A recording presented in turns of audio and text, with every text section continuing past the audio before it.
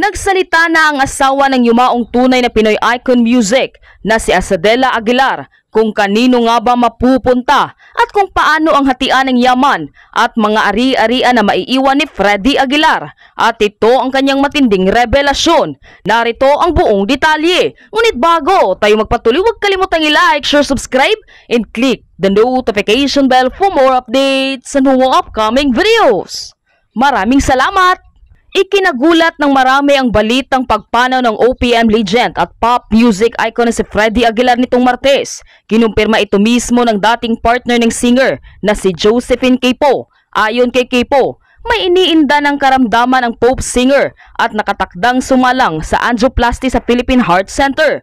Pero hindi ito kinaya ng kanyang katawan. Nagkaroon siya ng multiple organ failure na sanhi ng kanyang pagkamatay. 1953 nang pinanganak si Ferdinand Pascual Aguilar, dekada 70 nang mapakinggan ng buong mundo ang kanyang ginintuang boses at mula noon ay mas nakilala pa siya bilang si Ka Freddy. Naging taniyag ang kanyang musika, ang kanyang hit song na anak na isinalin pa sa iba't ibang lingwahe. Kinilala rin ito bilang best-selling record of all time sa Pilipinas. Big hit din ang iba pa niyang mga kantang Magdalena, Bulag, Pipi at Bingi, Ipaglalaban Ko, Estudyante Blues at ang pinakataniyag na cover ng Bayan Ko na naging soundtrack ng buhay ng mga Pilipino sa loob ng ilang dekada. Hindi na rin mabilang ang mga parangal na kanyang natanggap. Bukod sa kanyang musika, naging controversial din ang personal at buhay pamilya ni Ka Freddy. Mahigit 2 dekadang nagsama sina Freddy at Josephine. Biniyayaan sila ng 4 na anak na sina Megan, Jonan, Jericho at Isabella. Ikinasal sila noong 1994 sa United Kingdom pero nag-divorce matapos ang 6 na taon. Matatandaan ring naging kontrobersiya pa ang naging relasyon ni Ka Freddy sa ilang anak, gaya ni Megan, dahil sa ilang hindi pagkakasundo, lalo na ang pagpapakasal ng ama noong 2013 sa nooy 17 anyos na si Jovi Albao. Pero sa mga huling post ni Jovi noong 1 linggo, sinabi niyang kailangan niyang maging malakas sa gitna ng pinagdaraanan ng kanyang asawa. Sa pagpanaw ni Ka Freddy, bumuhos ang pakikiramay at pakikisimpatiya ng sambayanan sa isang tunay na Pinoy music icon. Kung ang kalooban ng Diyos sa buhay namin, mas mauna siya kaysa sa akin. Hindi magiging issue sa akin yung mga may iwan niya. Para sa katahimikan ng buhay ng lahat at katahimikan ko, pwede ako umalis. Pwede ako mamuhay mag-isa. Depende sa sitwasyon kung anong mangyayari kapag nawala siya at depende sa pakiramdam ko. Kasi kahit na gusto nila ako kasama habang buhay, kung hindi ako masaya dito pag wala si Freddy, aalis ako. Hahanapin ko yung buhay ko kung saan ako masaya. Una sa lahat, paano? Paano mo kukuhanan yung isang bagay na wala naman? Wala naman siyang yaman, wala naman siyang kayamanan. Wala din akong kukuhanin kasi kung tutuusin, asawa niya ako. Kung ano yung sa kanya, sa akin din. So, kung meron man talaga, hindi ko kinuha, kusang binigay. At katulad ng iba, nag-struggle din kami financially. Hindi kami katulad ng ibang sobrang yaman na hindi na kailangan magtrabaho kasi kami kailangan pa namin magtrabaho para kumain. Kung hindi kami magtatrabaho, wala kaming gagastusin. Pero, lilinawin ko lang, bayan may cream pa ako sa ilong. Lilinawin ko lang, hindi ako nagtatrabaho. Kasi, yun yung sinabi niya, hindi ko kailangan magtrabaho.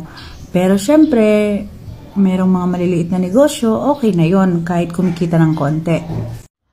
Normal ba kapag minsan nafe-feel mo na parang hindi mo na mahal yung partner mo? Puta ka na, tumatay ako eh.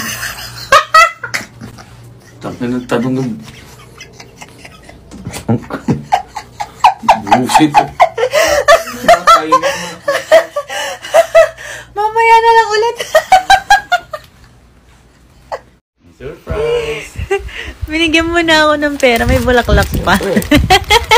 Love you. Love you.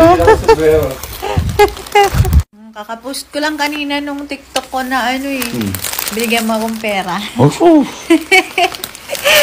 Ang swerte-swerte ko talaga sa asawa ko. Ay, salamat. Thank you, Lord. Napunta ako sa tamang tao.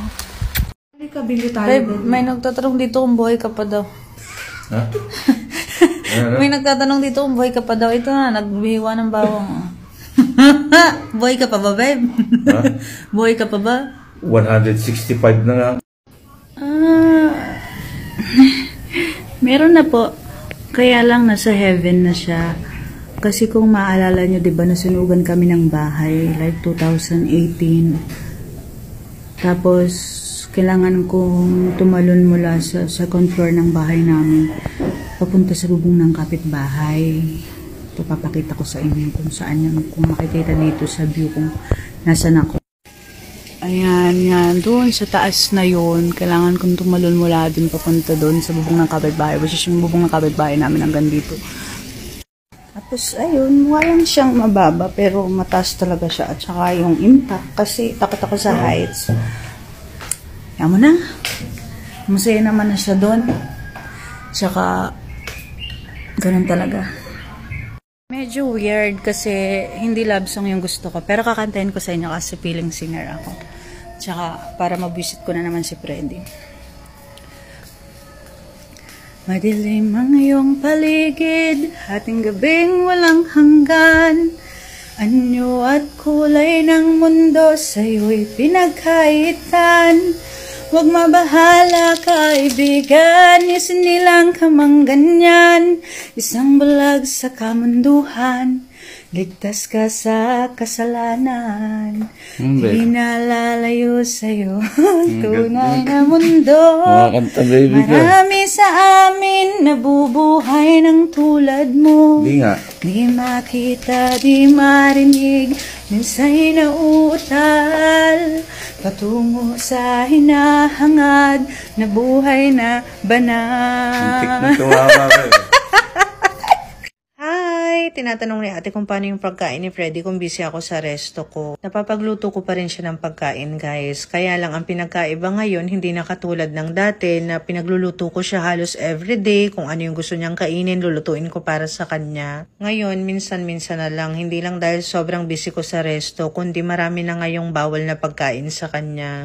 So, ang pinaka-diet niya ngayon ay fish, chicken, at saka gulay. Hindi naman yun mahirap lutuin. So, pag busy ako, yung mother ko or yung father ko na yung nagluluto para sa kanya. Pero pag nagrereklamo na siya na nagsasawa na siya sa chicken kasi parang magkakaroon na siya ng pakpak, kakakain ng chicken, or magkakaroon na siya ng kaliskis, kakakain ng isda, pinagluluto ko pa rin siya ng gusto niyang kainin. Pero sinisigurado ko na balanse yung ipapakain ko sa kanya. Katulad ngayon, beef yung kakainin niya. At since mataas yung cholesterol ng beef, kailangan natin dito ng pangontra. So gumawa ako ng carrot soup kasi maganda yung carrot para sa mga taong mataas yung blood pressure. At dahil good source ng potassium yung carrot, nakakatulong siya para ma-relax yung blood vessels natin. So generally, nakakatulong siya para makaiwas tayo sa cardiovascular disease. Yung celery naman, meron siyang thalide na nakakatulong naman ma-improve yung blood flow natin. At good source din siya ng potassium. Yung mga may high blood kasi kailangan nila ng potassium para ma-counter nun yung mga effects ng sodium sa katawan nila. Ngayon siguro nag-wonder kayo kung bakit may hipon eh. Isa nga to sa nakakataas ng blood pressure, diba? Huwag kayong mag-alala kasi ako halos kumain yan. Yung kinain ni Freddy siguro mga 3 lang. Ngayon, bakit kailangan niyang kumain kahit 3 piraso lang? Kasi yung hipon, maganda rin niyang source ng omega-3. Katulad nung sinabi ko kanina, tinatry kong balansehin yung kinakain niya. Basta wag lang sobra-sobra yung kinakain niya kasi syempre lahat naman ng sobra masama. Mapapansin nyo kanina meron din tayong mashed potato kasi mas okay yun kesa sa rice. So yun lang, kung may mali man ako sa mga nasabi ko, i-correct nyo ako kasi syempre priority ko yung health ni Freddy. Hindi naman ako doctor so hindi ko sure kung tama ba lahat ng ginagawa ko. Kasi so far, yung mga alam ko na yan, nakuha ko lang lahat yan sa Google. Kasi syempre nakakaawa din naman pag laging isda at chicken lang yung kinakain ni Freddy. So tinatry ko talagang maghanap palagi ng mga pagkain na pwede kong i-prepare sa kanya na hindi mapapahamak yung kalusugan niya. Yun lang, bye!